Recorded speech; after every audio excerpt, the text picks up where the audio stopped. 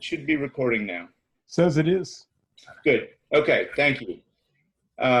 Then we are going to start with, okay. We're going to start with a prayer. Some of you will recognize this as my favorite prayer for the church. So let us pray. O God of unchangeable power and eternal light, look favorably on your whole church, that wonderful and sacred mystery. By the effectual working of your providence, carry out in tranquility the plan of salvation. Let the whole world see and know that things which were cast down are being raised up, and things which had grown old are being made new, and that all things are being brought to their perfection by him through whom all things were made, your Son, Jesus Christ our Lord, who lives and reigns with you in the unity of the Holy Spirit, one God, forever and ever. Amen. Amen. Okay, so here is the current state of things as has been passed on to me. Pastors are saying, I'm talking to people all day, every day to try to figure out how to have in-person church. People are saying, we're watching church on the couch and in our pajamas and drinking coffee and we can mute you. We're good. I don't know how that strikes most of you, but let me identify what I see as two purposes of the meeting. The first one is to worship God. This is, of course, our first call as Christians. As it is written, worship the Lord in the beauty of holiness. Let the whole earth stand in awe of God, the psalmist. The second purpose is to keep safe and healthy as we worship. So that's a big chunk of what we're doing. As it is written, limiting close face-to-face contact with others is the best way to reduce the spread of COVID-19. That is from the Centers for Disease Control and Prevention. So these are the two things we are working back and forth with. I want to start with a thanks to the Regathering Committee. Laura Hasovich is the chair. Irene Dustin, Rich Roca, and Ron Stupp were helping. And I noted Ron especially for his architectural work. Ron, I didn't include any of your drawings in this presentation. Perhaps I should have, but Ron has not only figured out how to get people into the outdoor space we're going to use, he figured out how to insert people into the church so that when we get to that point, we hopefully can pull that off. Also, help from many others. I noted Randy and Tim for working through logistics.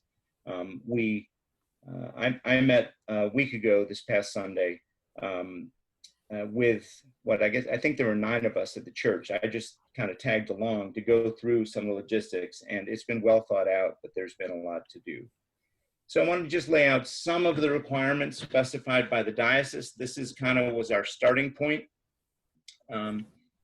We had to pay attention to public health indicators. The red phase was when nothing was going on, and clearly we were not worshiping and had no option to. The orange phase is where we are now. So civic authorities allow for a limited number of persons to gather. Numbers of known infections and deaths have fallen substantially in the region, and numbers of known infections and deaths have declined in the county for 14 consecutive days. I believe that is still true. This is probably where we're going to be for a long time. I hope we do not fall back to the red phase. Maryland's done a really good job. I know when I look at the news and see all that they put out the country, and there are just a handful of states that don't have the big red color in them, and Maryland continues to be one of them, so that's good. I added the yellow phase, even though I don't think we'll be there long, or if for a while, but that's when a vaccine has been developed to effectively prevent the spread of the disease. The numbers of known infections and deaths fallen to near zero in the state, and widespread testing and tracking. So we'll see when we get there. Here's the Diocesan Readiness checklist that they required all the churches to go through. The question, will you have the following ready by your requested gathering date? Pews, if applicable, clearly marked to designate allowed seating. Obviously, we are not marking our pews yet. But they provided pictures that I didn't bother putting into the show, pews with tape on them showing where people are allowed to sit. Social distancing capacity in all gathering spaces has been determined. That was some of the work that Ron did to make those accurate determinations. Ushers or greeters are trained according to diocesan guidelines. The team or staff is trained to clean and disinfect according to diocesan guidelines. Sufficient cleaning and disinfecting supplies available. That's been its own problem. Signage at entrances, exits, and access points, including handicap, clearly communicated. So they provided things to words to put on signs, but the team here had to put the signs together, and they'll be up. Sign-in sheet for attendees. This is in case contact tracing is necessary, we'll know who was here. Congregation received communication for regathering, including the covenant for regathering. We'll get to that in a moment. Online or telephonic worship available as option for those not attending services in person. We should be able, at the very least, to do Facebook Live, but this is something we'll have to work on to make sure, to the extent possible, that worship is as meaningful for those who are at church as it is for those sitting at home. You might also put it the other way around, because I find people are enjoying what they're doing. The offering plate is available near main entrance and other access points to worship space. Online giving available through website or social media. This was in the Diocesan Readiness checklist. They want to make sure that we are still funded. I did not put that in myself. Prayer books, hymnals, other materials removed from worship space. Paper bulletins available on Sundays on a table near the entrance and disposed of after worship. We are not going to be using hymnals and prayer books for a long time, which makes me incredibly sad, as I think it probably does to anyone who's Episcopal and likes using the prayer book. But that's how it is. We need to have extra masks available. Those have been secured. Hand sanitizer available near all entrances. Now, the entire cemetery is an entrance, but there will be hand sanitizer available. It's been secured, I think, by Rich. Reviewed liability insurance coverage. That's a requirement, but that we didn't get very far with that. As it turns out, our insurance company, which is church insurance, it's connected to the Episcopal Church, isn't going to cover COVID cases. But I think their thought was that you cannot possibly trace exactly where you got it. So we seem to think we're okay with that. No open seating. In other words, you can't just walk in and get a seat. You have to be guided while social distancing to available seats, keeping in mind size of the household. So we'll get to this in a moment, but these will be circles that we will be sitting in. Ask people displaying symptomatic behavior to leave. Hope they won't come.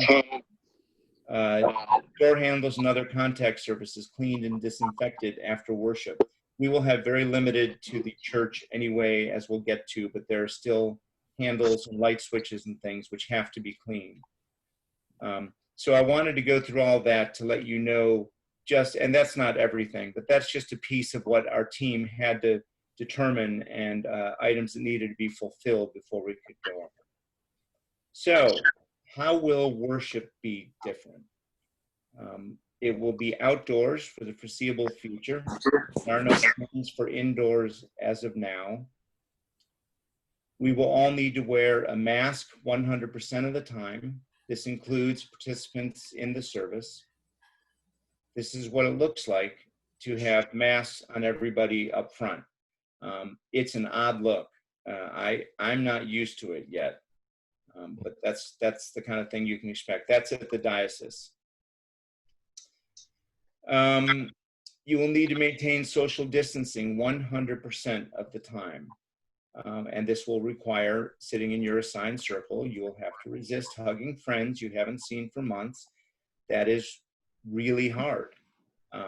And here's a picture of the circles on the grass where we will be worshiping. So those circles are all 6 feet apart from other ones. They're a little bigger than they look in the picture. You should be able to get 2 chairs in them so people who live together can be sitting side by side.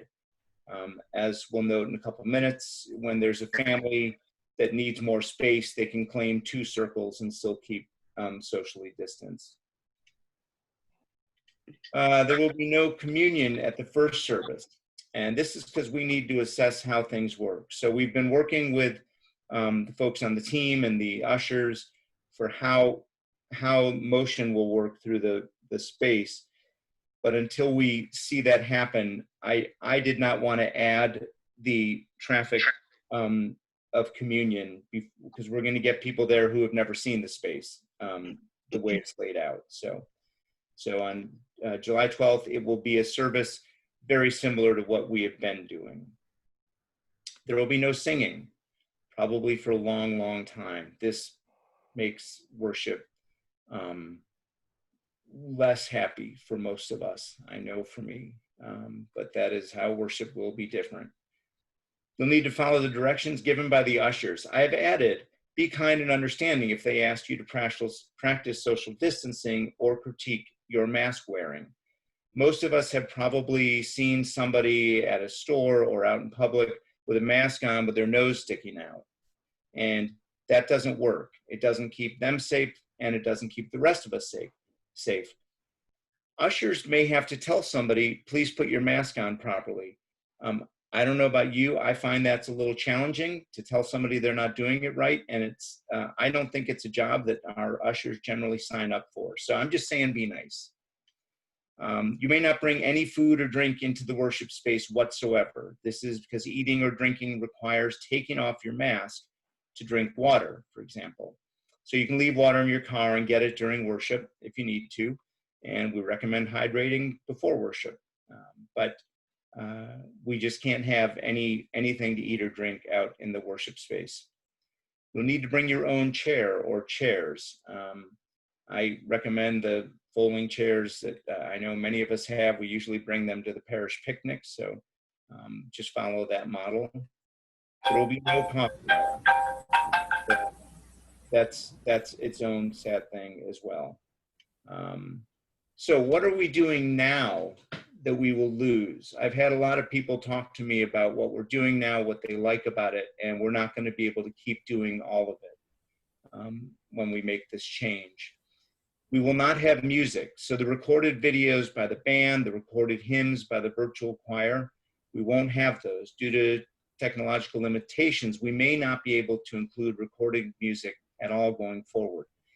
I have yet to figure out or find anyone who knows how to do a live stream and insert video or audio into it without putting it on a screen that you shine, and that's really difficult to do. So if any of you know somebody who can do that, please let me know, because I would love to be able to include the music that we've been doing. The band and the choir have been doing such an outstanding job. It's been really, really rewarding to have them as part of our worship, and I hate giving that up. Slideshows are gone. Because we put those, it's recorded, it's just the same as doing the music. And as you know from watching, we put the slideshows on top of the music. And there's just no way to do that. We can post slideshows to the internet, to our website. But right now, I'm not aware of technology that will allow us to do them as part of worship. Virtual coffee hour. Now, what I've noted here is that there might be some options for this, but it will probably be a sacrifice for people who attend the service at the church. When worship is over, we can certainly have a host pull up that Zoom meeting. So we could still do that for the people who are at home, but it will be missing for folks who go to church. Here's some miscellaneous notes. Communion. We'll go, in just a minute, we'll go over a little more detail, but bread and wine will be consecrated at the altar by the priest with mask on and wafers covered. Only bread will be distributed. Following the consecration, the bread will be distributed by a layperson. I put due to pre-existing conditions. You all know that I've had diabetes for a long time. So after I consecrate the bread, I will back off, and a layperson who is comfortable with the conditions and the task will do it. So they will clean their hands many times in front of the congregation, including immediately before the distribution.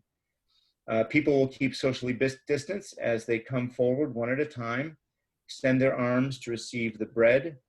The wafer will be dropped into outstretched hands of the recipient, being very careful on both sides not to touch. The recipient will immediately move away before removing his or her mask for a brief moment to consume the communion wafer. That's the only time we'll be removing masks. So options for music. Nina or somebody else, Nina, I know you're there, so could play a hymn or maybe just a couple verses on a portable keyboard, which we have access to, without any singing. A soloist is acceptable if at least 20 feet away from others, so that's a possibility. It has been suggested that the congregation can hum or say words of tunes silently. For those of you who haven't given this much thought or been reading about it, I haven't said this, but singing has been determined to be a very potent way to spread the virus because of the effort that goes in, the wind that comes out, the aerosol that carries the virus. So singing is a problem right now. So I apologize if any of you weren't up on that and I just blew over it. Given they live together, the band might be able to play, keeping at least 20 feet from others. The availability of power might be a problem. I haven't squared this away with Nina or with the band, but they all love to play music. I'm sure they can be convinced. But these options are entirely dependent on the musician's comfort level. No one will be forced to participate in in-person worship. So that's something they will have to consider, and I will consider with them, but I won't ask them to do it if they're not comfortable. We're exploring options for the use of pre-recorded music with live stream. I just kind of went through that, but note that it'll be different experience for people worshiping at church from that of people worshiping at home. My thought there is that, the way we're doing it now, the music is integrated right in with the video. And if we're able to do that, that'll be great, but it will be probably unsatisfactory to the people who are present at the church. Similarly, if we do something at church that just through the PA, the camera or phone, whatever we're using, picks up, that will be dissatisfying to people at home. So we're going to try to figure that out, but I've been into that. Other notes, if worshipers are unable to, this is, by the way, this is me playing dad. If worshipers are unable to keep socially distanced, or if they show casual disregard for proper mask use, the continued practice of in-person worship will be jeopardized for everyone going forward. This is, as I say, me playing dad. This is if you can't keep your hands to yourself, I'm going to pull the car over, which most of our dads did and then regretted it because they wanted to get to the destination as soon as we did. But this is really serious. And I know from talking to others, and I know from watching the couple events that we've had, that it is very hard to keep away from each other. But we have got to do it. And if we can't do worship together. It just, the church can't be responsible for spreading this. So I'm going to need your help from everyone on this. Weather. Heat may be a problem. Rain requires some alternate. I'm not sure what that will be. I noted that on Sunday it's called for 91 and mostly sunny, so that's good. That's a nice start. 91 is hot. We'll be doing 10 o'clock worship. It's been suggested that maybe we should do 9. I haven't gotten to that decision yet. I know we're all used to 10, so we'll see what happens. Building access, limited to the bathroom. That's it. We can't use the building for anything else, and the bathroom has to be sanitized after every use. I would suggest using the bathroom before you leave the house and hope that that will last. The services will not be terribly long, especially without music. You all are familiar with what I've been doing here. The service on Sunday will be pretty much identical to what I've been doing on my deck without the music. So that won't be very long. Those services have been going just a couple minutes under 40 minutes consistently. So, and the sermon might be even shorter. So anyway, you can hope. Uneven ground may present a problem for some. If you think about it, no one can help you to your seat. That's not anywhere near socially distanced. So if you think that walking through the grass might be a problem for you, you need to take that into account when you're deciding whether or not to come. If too many people show up, we'll need to turn people away. If we have too many people for the circles that we have, if we get to that point, we'll start a sign-up genius and people can sign up to come to church. I never would have thought that would happen in my life, but we'll keep going on this. Finally, a caution: please consider staying home if you shouldn't be there, or if the conditions we've described make you uncomfortable. I kicked around ways to do communion with people at St. Mark's and colleagues for a long time. And Sandy especially will tell you that she actually ordered things for us that I ultimately decided is not the way I'd like to go. So we've kicked it around a lot. A colleague of mine finally said, if people aren't comfortable, they don't have to receive communion. And I would like to echo that, because I think that's really where we are. You can come, you don't have to take communion. So if you're not comfortable taking a wafer that has been briefly touched by somebody and dropped into your hand, you don't have to. It's okay. Let's just keep that in mind. Now, there's a covenant for regathering that the diocese has put out and has required that we distribute, and you're not required to sign anything, but I want to go through that. So why a covenant? Establish norms for expected behavior, to connect communal accountability and support to the language of our baptism, to build trust for those deciding whether to return to church property.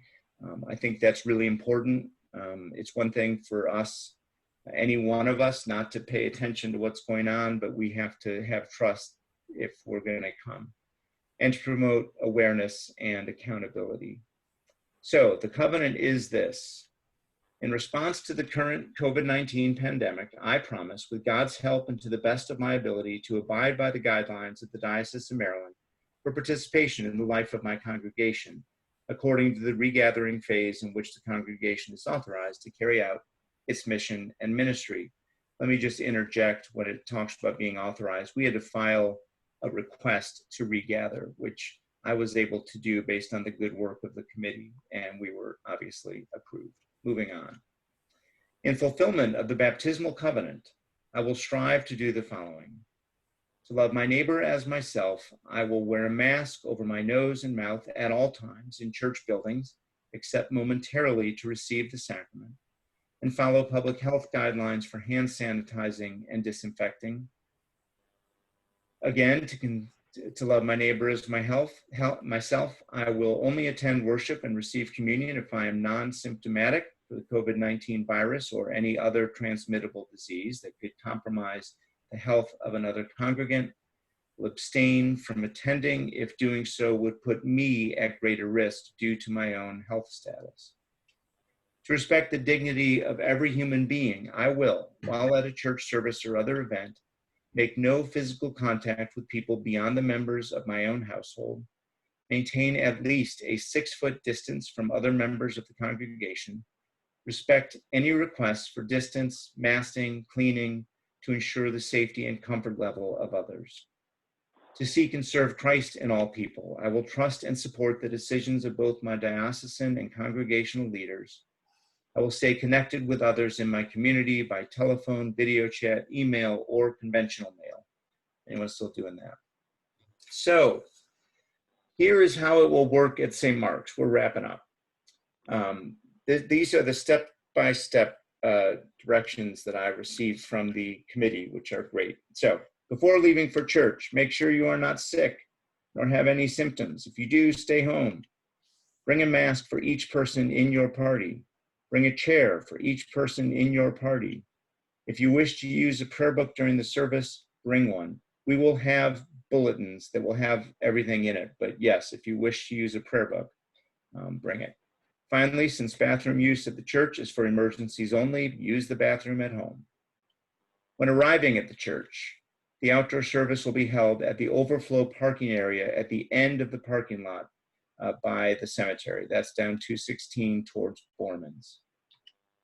The church itself will be locked. Ushers will be able to unlock it for you if you need to go in.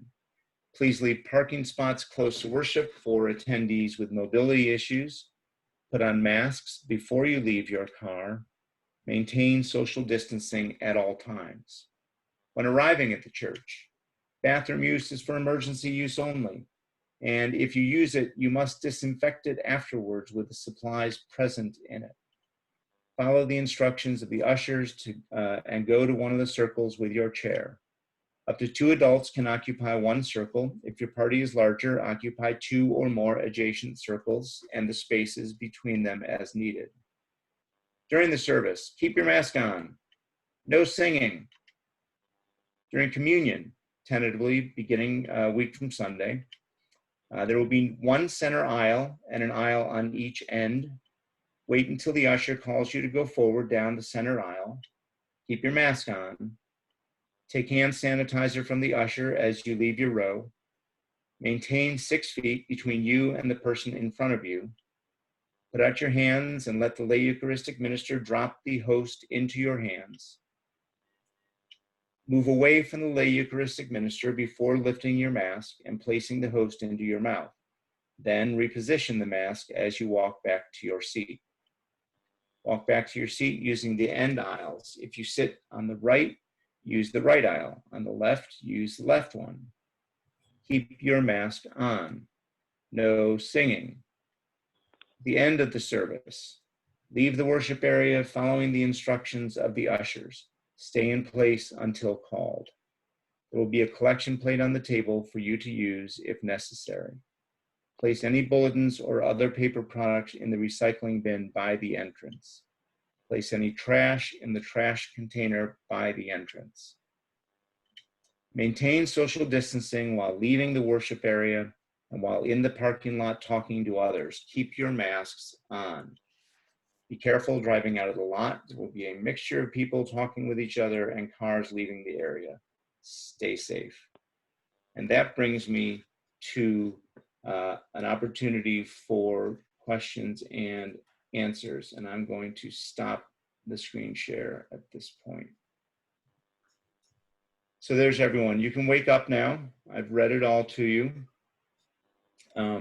So questions, concerns, observations, what are you thinking right now? What would Jesus do?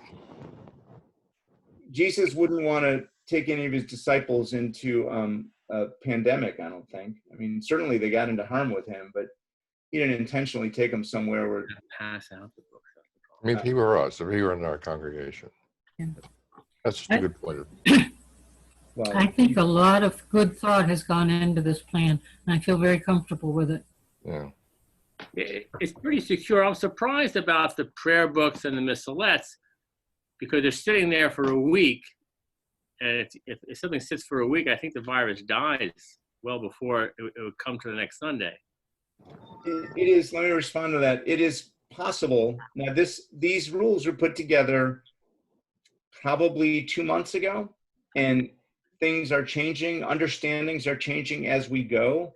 I know in some churches they have people claim their own prayer book and put it in a Ziploc, and go from there. But if if things change, we'll certainly let you know. I think right now we're going for an overabundance of caution.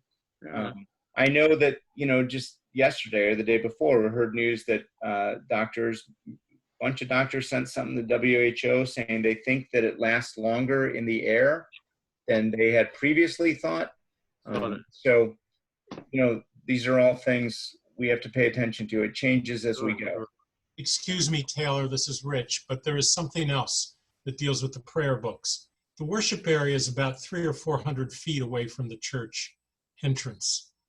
If we had 50 people at the service and we wanted 50 prayer books, the ushers would have to lug 50 prayer books Right. to the worship area.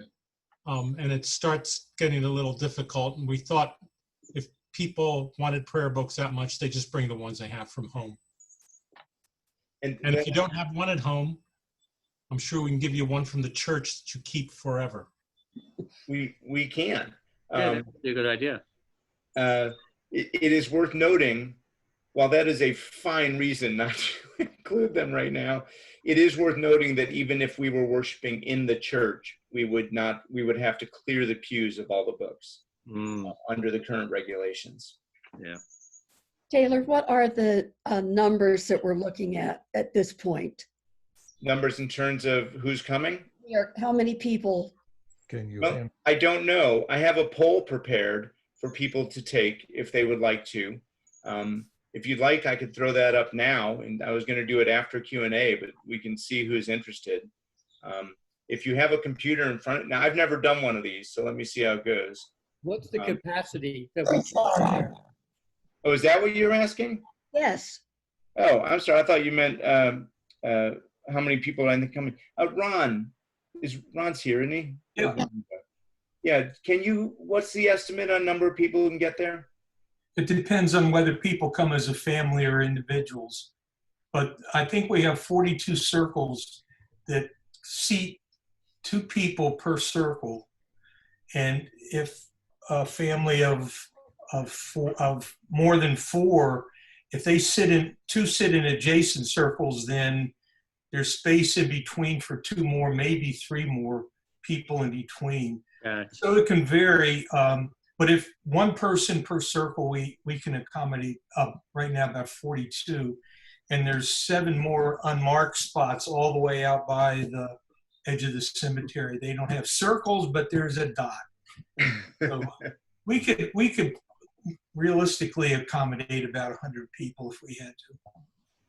Which isn't a lot fewer than we were getting on Sunday mornings on average last year. So, and I've got a keyboard that actually runs on batteries. All right. A question, what about just sitting in your car, going but staying in the car? We're not set up. I know that there are churches doing drive-in church. Grace Church in Elkridge is one that I'm aware of, and they actually use a little device where they can broadcast over, I think, an AM or FM radio frequency in very close quarters. So people get into their cars and listen from there. We are not set up for that. You might be able to hear. We've got a pretty good speaker system. It's pretty loud. But Kate, I wouldn't make that your go-to option. Father Taylor, are we the first parish in the diocese to start this, or one of the first? I don't know how many are. We're not the first. I don't know if I could say by a long shot. I know there are a bunch of churches who are doing it already. I know about 3 weeks ago, I watched I think it was a Facebook video of a church out in Western Maryland who was doing it. Sally, are you aware of I really don't know. I know what, like, the cathedral's not doing anything outside until the earliest August, but I don't know. And I don't think any other downtown Baltimore City churches are, but that Baltimore City is a different animal. Right. I don't know about Howard County churches. Yeah, Taylor, I keep track of my friends at St. Peter's, and they were posting on Facebook that they were doing church in the church on this past Sunday. I guess I'm just wondering whether within the diocese that there's anything to be gained from comparing notes. I mean, this whole process is going to be very dynamic, I would guess. Yes. That, in a few weeks, things will be different than they are on the first week.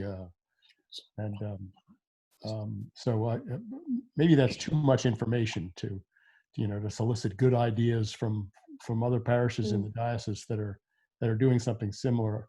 I guess I really wanted to applaud the idea of an outdoor service to start. Although, if the weather gets too rough, we may be lamenting that. But I think it's a way to go. Indoors is a problem. A small church. Right? It is, and I've considered if it rains, it's possible I could take a phone with a tripod into the church with me and do the service in there by myself. We would not be set up with any lay readers having sent in videos of themselves doing that. And I'm just going to go out on a limb here and tell you that I can't do both these things every week. I cannot prepare a video from my deck in addition to doing Sunday church at the church, like just in the back pocket in case we need to pull it out. So we need to figure out what we're going to do with that. And Right. I don't have that answer right now. I don't want to continually just say, well, here's a link to the cathedral, you'll enjoy it. In fact, talking to Gail this morning, I kind of regretted, I probably could have found somebody. What I've been doing on the deck does not require a priest in any way.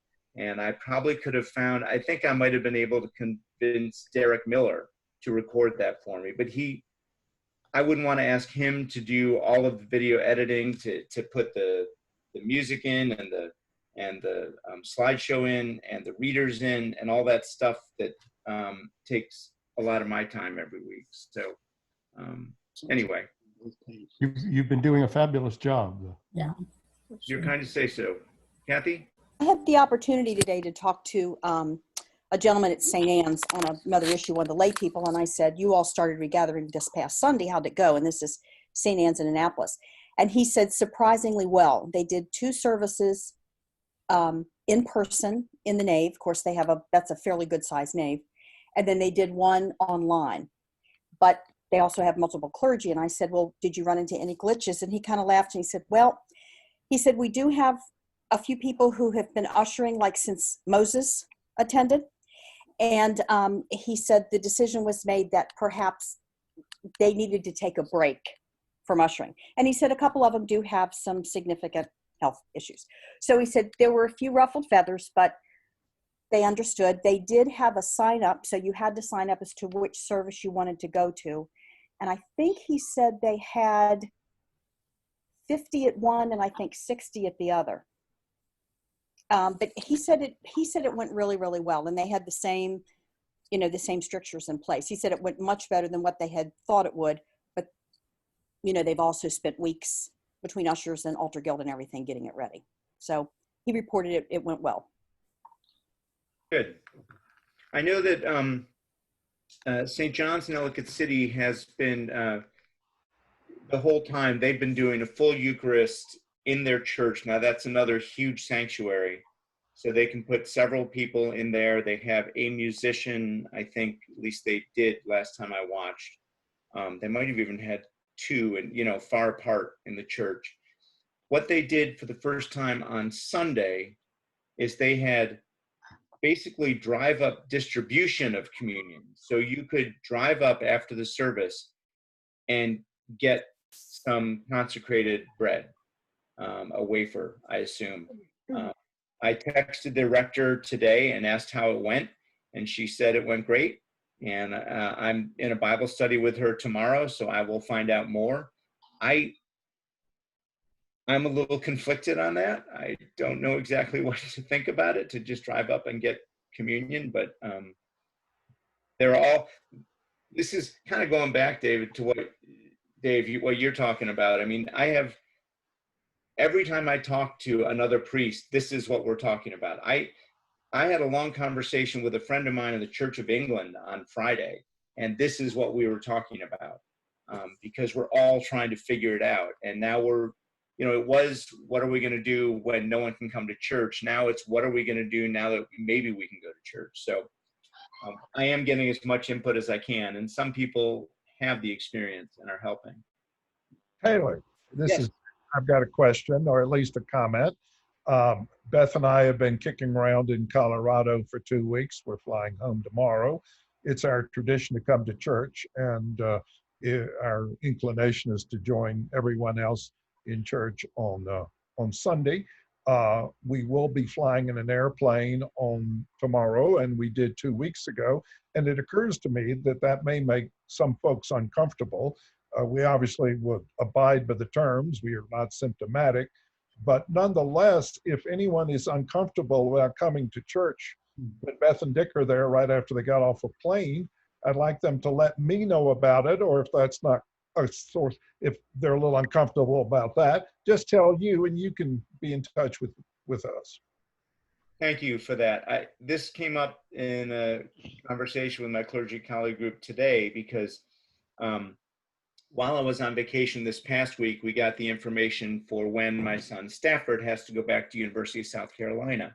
They are probably going to be, it's looking like they might be entirely online. We're not sure yet, but he's got an apartment down there. He's not living in student housing with some friends, and he's going to move down, and that's where he's going to do his online learning. If he were in a dorm, he'd get kicked out. But so we are planning on taking him down there, I think maybe the 7th of August. And Kathy and I, you all have heard me talk about back roads too much, but we would like to spend a week driving back from South Carolina along the coast, visiting some friends.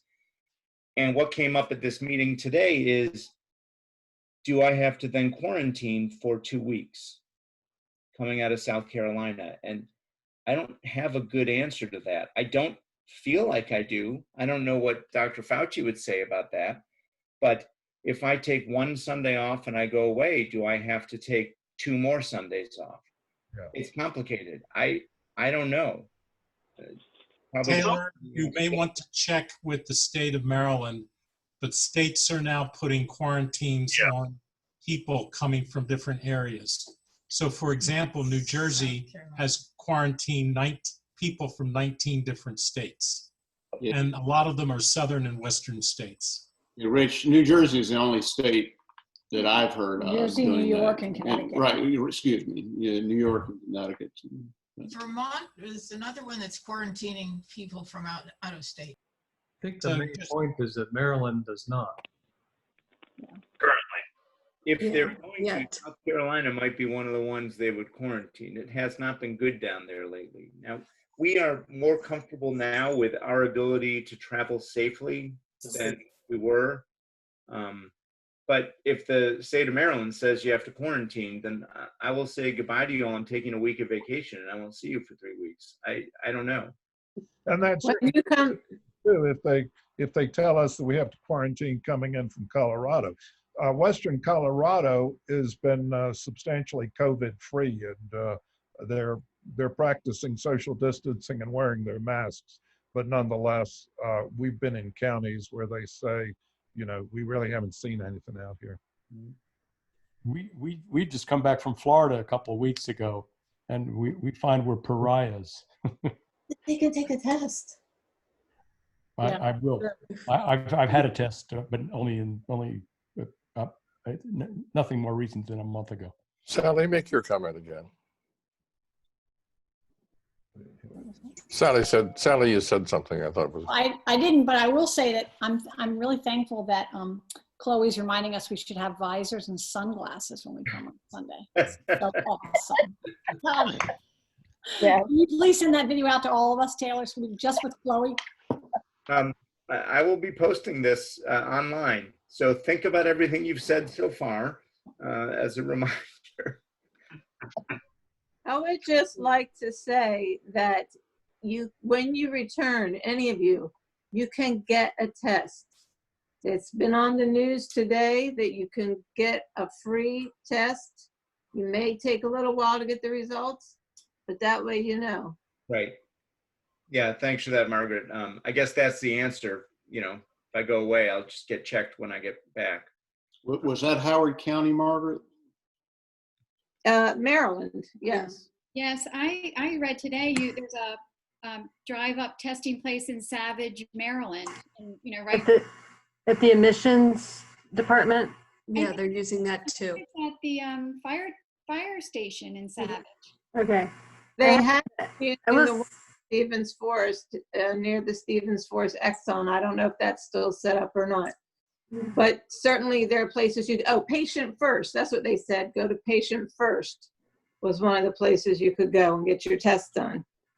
I had my antibody test at patient first right on Cedar Lane. Abby and I both did.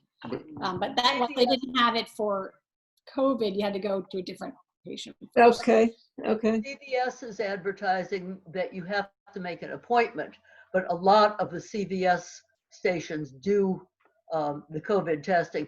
They did say it may take 3 to 5 days to get results. Probably like that because there's a backlog. And I will say the CVS one, I tried it, and based on the questionnaire, this was as of 2 or 3 weeks ago, I tried to get a test before I saw my mom. And I would have had to basically say I was a frontline worker to qualify. That may have changed now. I think it has. But it did not require a prescription or anything. But well, this just indicated that you had to have an appointment, and there was a small questionnaire, but it didn't look like it was onerous. I had a question about the video option. Does it need to be live? What if, for example, the music and the slideshows and things, Taylor, you prepared as you do now, and then you recorded the in-person service, and then it would just be a matter of, placing that recording into a space you left. You could have some songs at the front, songs at the end. That way, we wouldn't have to lose those things, and the amount of work you would need to do at the conclusion of the service would hopefully be small, or perhaps someone else could just do it. That's a possibility. I have to say, one of the things that, as I have in hindsight, I guess we got a lot of foresight yet left, but one of the things that I have loved about YouTube is the ability to all watch it together instead of watching on my own sometime later in the day. It fills me with joy at the piece to just watch boom, boom, boom, boom, boom in the chat box of people offering peace to the congregation. I would miss that. I mean, Daniel, I don't want to, your suggestion is good, and we'll certainly consider if that's the best way to go. But I would miss the everyone's there together. Yeah. So I don't know what the answer is, but you might have the answer. As I said, we might be able to post the music and the slides and whatnot at the church website, and people could watch it when they're waiting for it to start or after it's over. I don't know. Those are all options. Thanks for that. I recognize we have to give some things up, and we're working back toward, maybe more fulsome worship as we go forward. But I sure, for one, I'm going to miss the music. Having a church service without music is, to some of us, just, really challenging. So I'm hoping we can go forward at some point, and the LaRocas and Nina and others, if we can find technical ways to do it. I sure hope that even if we have music at the live service and can somehow figure a way to dub it in on the, anyway, that's just a hope, an aspiration that we can get back to singing as part of our worship, if not singing, at least having music. Yeah. Amen to that. Amen to that. This is Taylor. Jim, the other thing I was wondering when you were. Jim, why don't you go? Yeah. Okay. We've mentioned sunscreens needed. How about umbrellas as a sunscreen? Umbrella is a good idea. Thank you. However you can keep the sun off your skin is a good idea. You may need to position yourself just right so you're not blocking the person. Get there early to spawn the shade. Most of the area is covered by shade for the entire service. Can I say something about that? Along with what Rich just said, this offers a unique opportunity for some of you who want to work on their summer tan while they worship the Lord. And if you do, you can sit in the back rows nearest the cemetery. Those will appear in the sun before the service is over. And for those that don't want to sit in the sun, sit closer to the big trees where the altar is. And those should remain in shade for the entirety of the service. So it's up to you if you want to sunbathe or stay in the shade. Cynthia? So I was just going back to what you had said about what if, the rain doesn't look too bad for this weekend, but, you're planning each week to have a service, and then you end up with, Saturday night, you find out it's supposed to be raining in the morning. I was wondering, is it possible to have, a pre-recorded just canned service, or that's readings are what I struggle with, and obviously your sermon, but, to have a service that's just recorded, ready to go. So when you find out the day before it's going to be raining, you have something that everybody can go to the next morning. And, you know, hopefully this week could be okay. So maybe you have like 2 weeks to put one together, but I don't know what you do about the fact that weeks, you know, the readings change each week. Yeah, yeah, we got. Put in a little thing for people to pull out their Bibles and prayer books and I don't know, and hit the pause or give them 5 minutes. Well, I only have 2 sermons. One of them is Jesus Loves You, and the other one is What Are You Going to Do About It? So those are my 2 sermons. So there you go. I'm done now. I do that over the 3-year cycle. And so it's, you know, having now, if I had my sermon ready to go like Wednesday, I guess I could record that at home. I mean, I could do the whole thing. I could do all the readings. I could do the it's a lot. And a lot of time. Honestly, yeah. The time is the same for preparing a sermon. My weekly rhythm after 24 years of doing this, having a sermon ready to go by Wednesday has been a much more significant problem than I would have anticipated. It takes the same amount of time to write a sermon, but I don't write them on Wednesday or Tuesday. That's just not how my week works. This rhythm is off, and it's kind of weird. Judy? Taylor, could you have just one in the can? So if you're unable to give it, it would be ready.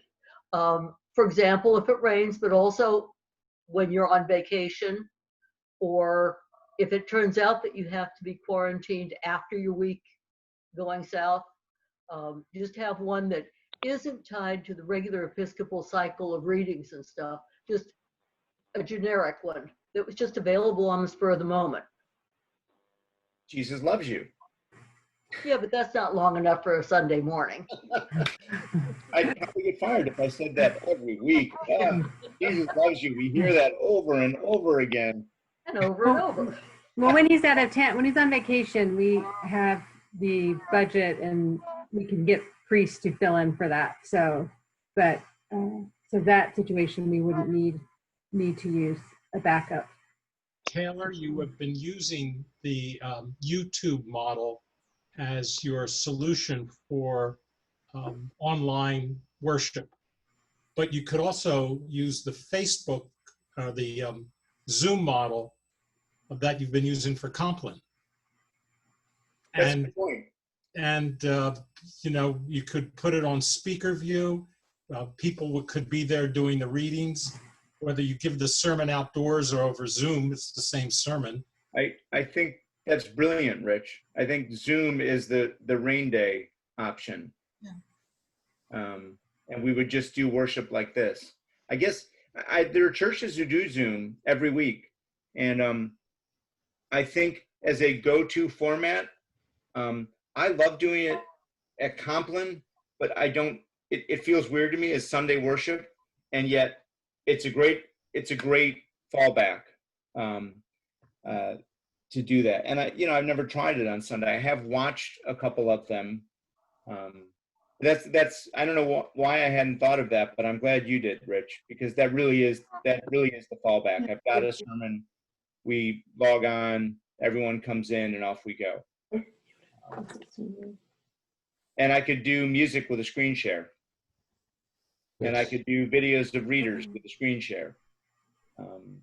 So those are all. You have to get dressed, though, if that happens. That's true. If you're going to be on, you have to get dressed on Sunday anyway if you're going to church. Why don't you come to morning prayer? It's in 13 hours from now. And so every Wednesday at 9 a.m. is a real church service, and Compline at 9 p.m. What other questions were out? How are things going for people so far? I mean, how can the church be more useful to you all, or more useful to the world out there. I don't want to fall into new ruts, and I want to make sure that I'm getting feedback from you all that is helpful and can help us serve our Lord and Savior Jesus Christ while we're stuck at home. So if you have concerns or ideas or comments, observations about how things are going, don't be shy. I wish the church could be more than it can be right now. Taylor, I have a question. This is Jim. Are we reaching out to enough of our members? And this is because I talked to one this week and they'd had very few phone calls. Yeah, I mean, the answer is probably no, Jim. I called a lot of people when we were buttoned down, and I have not followed up with all that, or gone through it again. I think this feeling, which is completely inaccurate, that we're on top of this thing, has made all of us feel a little less like, we don't need to be on top of that stuff, and that's not right. So I appreciate your calling it to my attention. We do need to be in touch with people, especially people who we're not seeing as much. And by seeing, I don't mean just here, but on Sunday mornings, coming to the service and things like that. Just another comment. I know we have a very core group for Compline, and I think we're coming a lot closer together. I would like a lot more people to join us on Compline, because the 8:30 to 9 is very important. Late coffee hour, and then the 15 minutes for the Compline is very significant. Yeah, it's a meaningful service. It's a great thing to do before bed.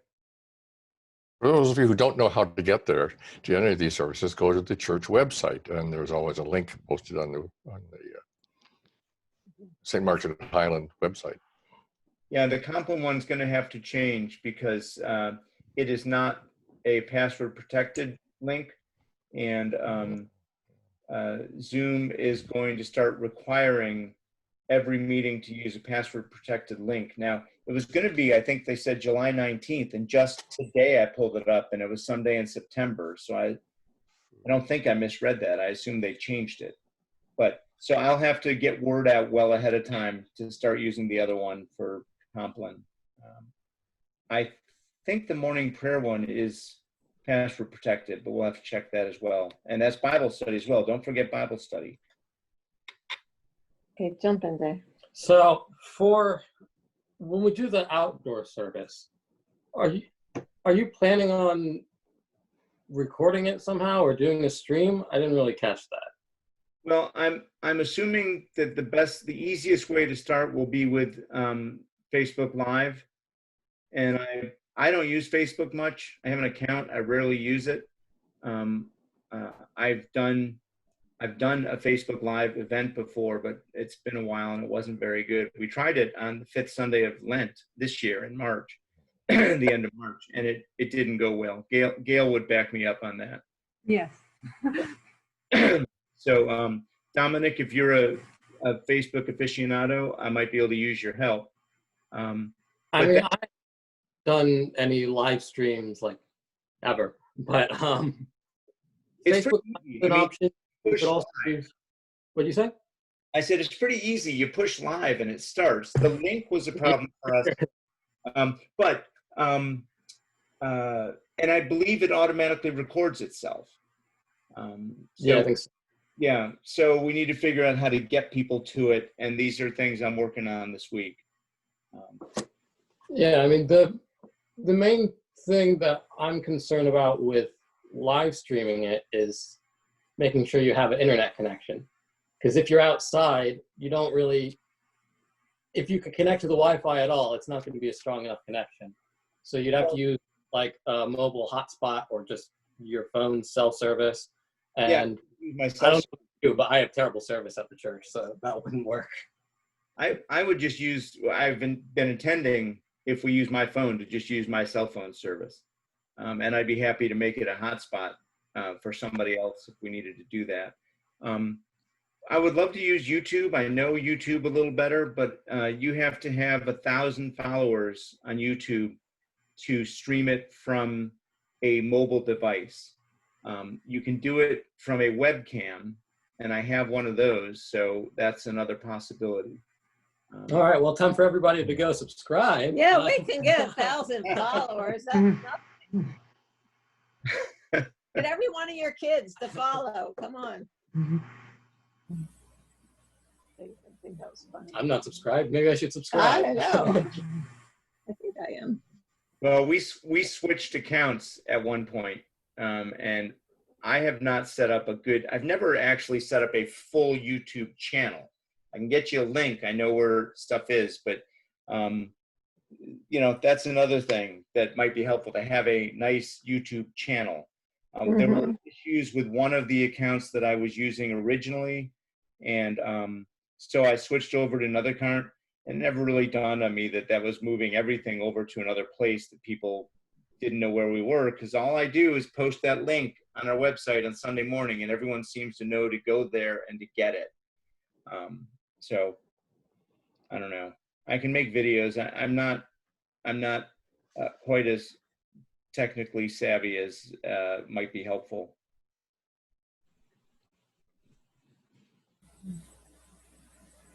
Well, I do recommend going forward, if we want to, as we've talked about before, have a notion of continuing to keep those who aren't able to participate in in-person worship, you know, going forward into the future.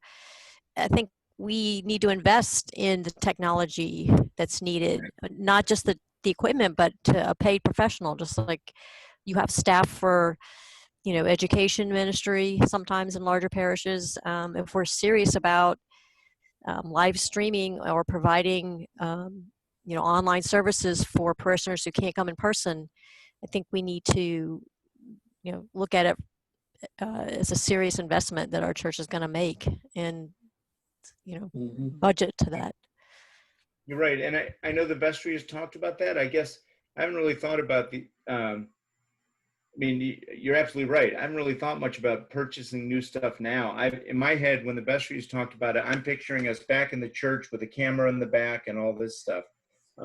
But it might be that this week is a good time to find somebody who does that and pay them to come set it up. I'm assuming that we will never again do a service that's not online somewhere. I'm just assuming that everything we do from now on is going to be streamed for people to access. I don't know what that'll look like, and I guess I've kind of felt like we're in this middle period where we haven't figured that out yet. But yeah, we need to. So I don't know, where do you find somebody who, I guess I look in the phone book for an AV guy, right? Or gal. I was even wondering, we've been paying, I assume they're high school girls, to do the nursery for us. We have 2 of them. We pay them every Sunday morning to come. I bet you there's some River Hill Reservoir people who do the AV and tech support for theater or something like that that are really tech savvy. Probably most kids are tech savvy, more so than most of us on here. And, you know, maybe we could just have them come. But the question is finding them. So you don't have any suggestions for that. What That would take about, a professional. what about the community college, HCC? I mean, I would offer up, I can call them and see, they probably have an AV department and students that are studying it and would love money. That's a good idea. We were talking about this when we first started doing the virtual choir, which Dominic is now doing a fantastic job with. It has been. But when we first were talking about that, somebody mentioned that there is an AV program at River Hill that most high schools don't have. And June, I think, is the one who had a connection. I should look her up. and see about that. Well, if you need help in making calls and talking to people and getting information, just let me know. Thank you, Jody. Yeah, I mean, as far as like doing video for the service, it's not that hard to just like record a video. Like I could do that. A lot of people could do that just like on their phone. But it gets more complicated depending on like what level of quality you want it to be. And it goes up like infinitely. Right. And that in terms of the quality of the video and in terms of audio, because if you want good audio, you have to have that connected externally and use some sort of extra microphone. And then the other thing is, like I said, having a good internet connection, which I don't know, like if we're using your phone's internet connection, like I don't know how good of a connection you have at the church. I don't know. I've never had a problem, but I haven't used it a lot in the cemetery. Yeah, there's that, and there's also that when you're live streaming, that takes a lot more data than other stuff you would do. Yeah. You should probably do a test run. Yeah, probably do a test run. Well, yeah, we'll be doing that this week.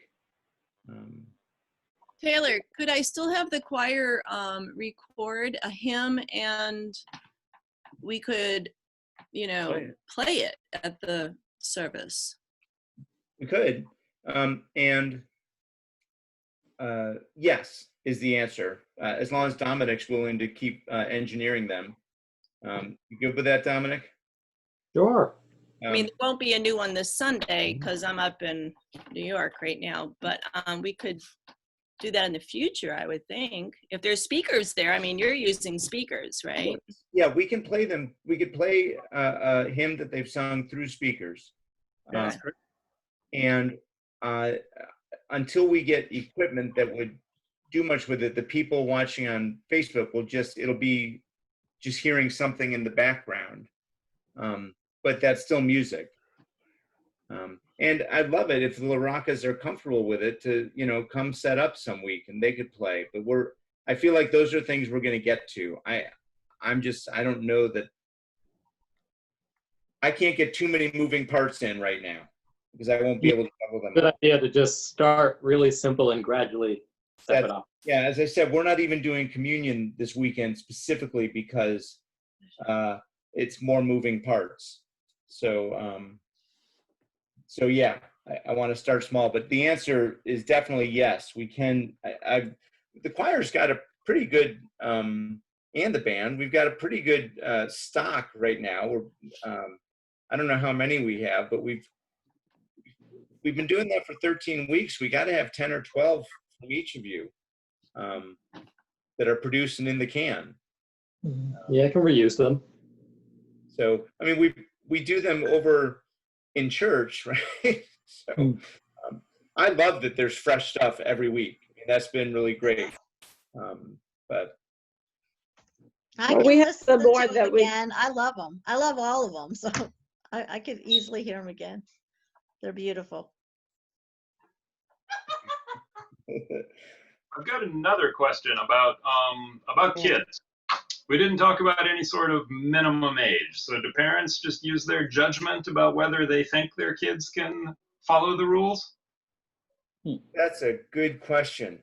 I do not want to be the one who says which kids can come and which kids can't. Well, right, but then perhaps the ushers are going to be in the position of having to make that decision. Well, yeah, and let me say something about that. One of my huge laments about this is that every Sunday after church in the line, I get high fives and hugs from the kids. And now they're going to go to church and their parents are going to tell them, don't go near the priest. I'm envisioning trying to give myself 10 feet from other people. I have not been perfect, but I've been pretty safe. I've gone to the store very few times, and usually when there's, really quiet times, I'm wearing my mask. I I don't know what to do about that. I don't want children to be told to stay away from their priest. That breaks my heart. Well, you can just wave at the kids. So Sally asked a good question in the chat about what's the minimum, like, is there a legal, and I don't know, minimum legal age for children to wear masks? I'm thinking about what the airlines guidelines might be, or daycare situations. Daycares are requiring kids as young as 2 to wear masks. I think under 2, you're not supposed to. I heard 2 years old and older today. A tricky part that Taylor noted in his presentation, but I was thinking back when my kids were younger, going to church without food or sippy cup, that's almost because that's one of the requirements is you can't have food or drink with you. And so to a certain degree, that sets up an age, if you will, in a gray area, just kind of based on each child's different. But and I'm thinking about family approach. That's a tricky one.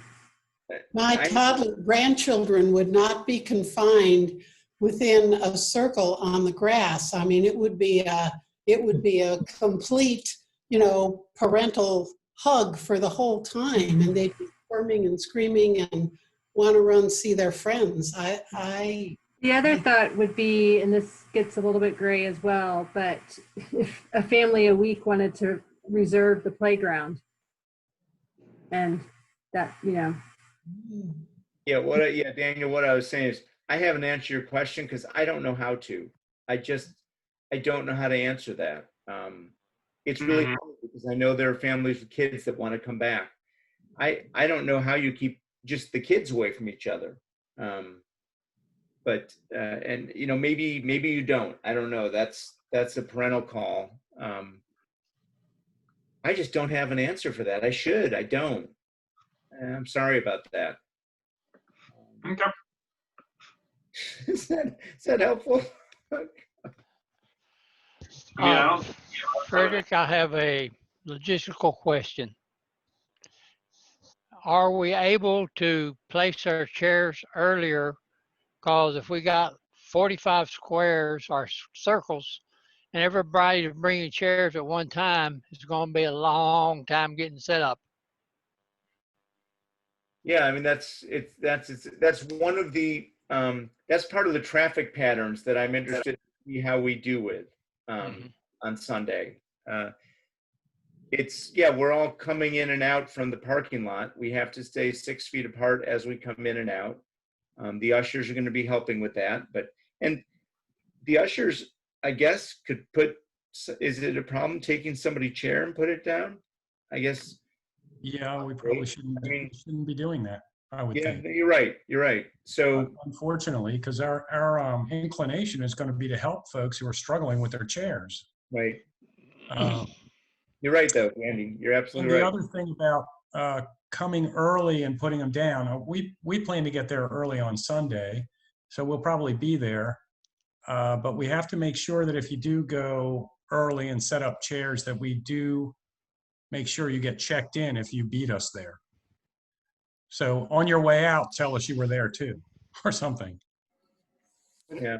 But Randy, I guess I would encourage, those who want to come early to come early, because then it'll stagger. Everybody's going to leave at the same time. But if we had them staggered at the beginning, I think it'd be a lot easier. Well, I agree with that. I just want to make sure that we check off everybody who shows up. Yep, absolutely. And I'm also thinking, sorry, Taylor. I was also thinking the first people who come sit up front and you fill towards the back. So now understanding that there are going to be some people maybe with mobility that don't want to have to walk as far, but if people can, you go forward and then you start filling backwards and people aren't walking by each other as much. I was going to put anyone that's under 40 on the back row. Well, if you come early, you can put your chair down, and I guess you could come back and get it later. It reminds me of what the parade in Catonsville, right? That's what I was thinking when you suggested it. That's your spot. Taylor, it's 8:21, and I know we've got the Compline thing. Thank you. I wasn't paying attention at the time. But just one more thought on Jim, if you put your chair down, you can't then just mill about. So you got to decide when you want to claim your circle, or what you do in the meantime. You can stay 6 feet away from people and talk with your mask on. I don't know. This is why I say I come with both excitement and a little fear and trepidation. I don't have all the answers. We'll see what happens and how it goes. And Daniel, you might want to bring her and just see how it goes. And if you have to leave, you have to leave. That's a terrible thing for me to say. I don't know, it wasn't a very well formed thought, but about this, I wish I could do this. You can't do it. So anyway, well, we really do need to wrap up. So people can go to Compline. I will be joining you in Compline, but it'd probably be closer to the hour because I haven't eaten yet. But I will see you all in Compline, and you have to get out of this link and go to another one for Compline. Buddy. All right, good to see you all. Bye, everybody. That's Stay well. See all of you at Compline. Good night, everybody. Good night. Bless you all. Thank you. Father Taylor. Yes.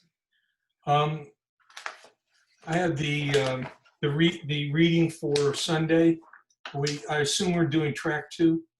Yeah. Okay. No, 1. 1. Hang on. Oh, track 2 is better. No, it's not. Just a sec. I think we're doing 1. And where is the lectionary page? The thing that makes 1 better, maybe not for this week. I haven't looked at those readings yet this week. Where are we? This will be. No, I didn't mean. I was being facetious. They're all good. No. Well, no. I think track 1 is better specifically because. So the difference is track 1 is what they call semi-sequential, right? So we're in year A right now. So track 1 started with Genesis, and we're running through Genesis right now, and we will run through for 3 years, semi-sequentially through the Bible, picking, verses as we go. We're not reading everything, but track 2 is the contextual one. They try to match up the readings more or less with the gospel. So in the Old Testament, you're bouncing around all over the place. And I don't think you get as many of the good stories as you do in track 1. So for example, a couple weeks ago, Kathy was able to preach on Ishmael in Genesis. And then the next week I could preach on Isaac because it's just that story that we're following through. That's why I like track 1 better. But that's the reading for Sunday. Okay, track 1. Yeah, sorry. I already marked up track 2. That's why, because I thought we'd been doing that. No, we've been doing track 1. Oh, what do I know? Okay, thank you. I got it. Well, thanks for stepping up. So we'll see how it goes. I'm looking forward to it. Don't worry about it. We'll get it figured out. As long as somebody doesn't start coughing and sneezing on other people, I think we'll do just fine. Well, I appreciate your support. You've always been. And my pleasure. It's my honor. Thank you. So, all right, I'm gonna go. Okay, go eat, and we'll see you at 9. Okay. Bye-bye. Bye.